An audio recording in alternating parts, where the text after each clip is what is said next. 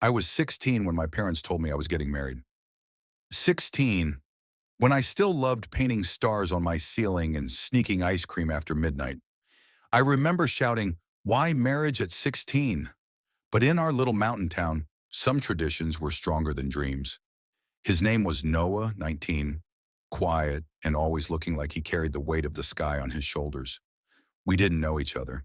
Our parents arranged it because our families owed each other debts. Not of money, but of promises. On our wedding day, I wore my mother's lace dress. Everyone smiled except me.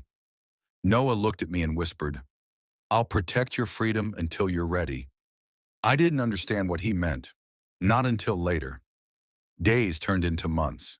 Noah built me a small studio at the back of the house, a place where I could paint.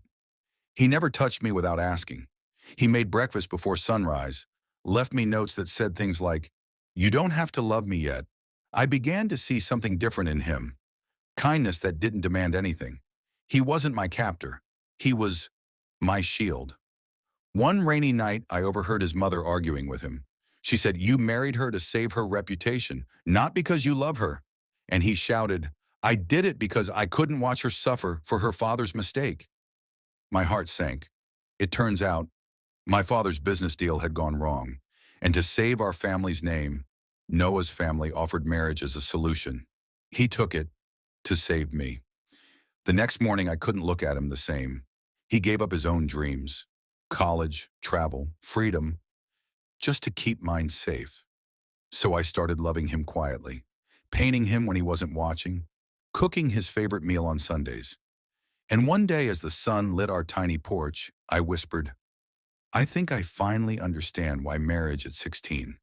He smiled softly and said, "No one should ever be forced to marry young, but if life gives you love in a strange wrapping, don't throw it away." Now I'm 26 painting portraits in the same little studio he built me. Noah still leaves notes. And every time I read one, I think of that scared 16-year-old girl who thought her world was ending. But love, true love, sometimes begins where freedom and sacrifice meet. So maybe, just maybe, it wasn't the age that mattered. It was the heart behind the promise.